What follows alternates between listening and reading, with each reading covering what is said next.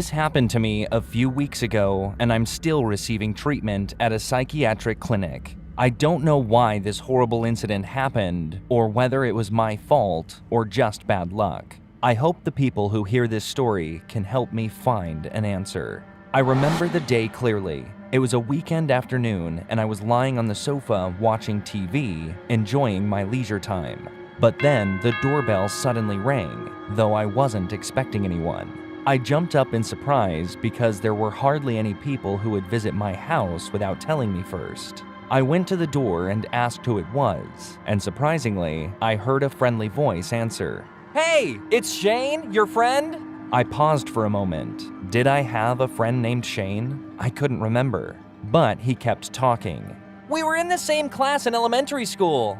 I finally opened the door and looked at his face. I didn't really recognize him, but I thought that because so much time had passed, he looked different now than he did back then.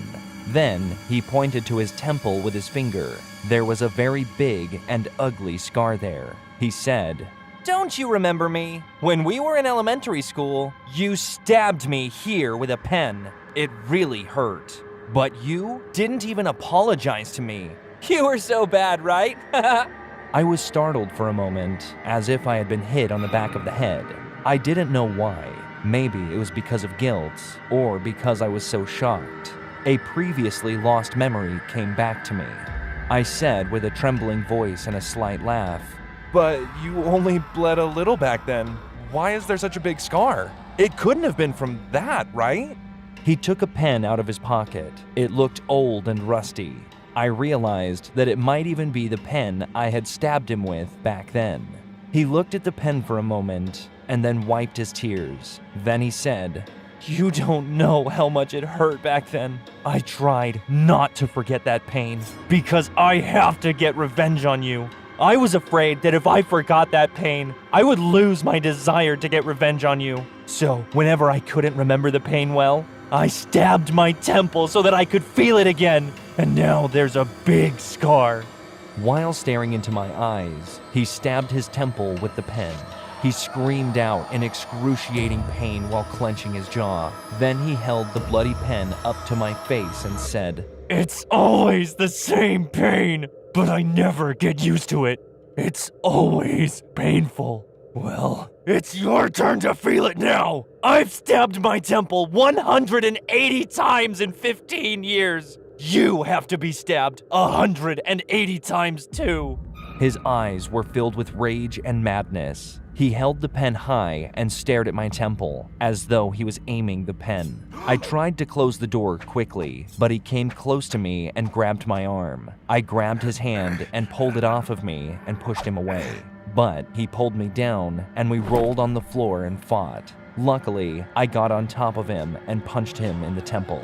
He screamed in pain and writhed. I held him down and shouted for help loud enough for the neighbors to hear.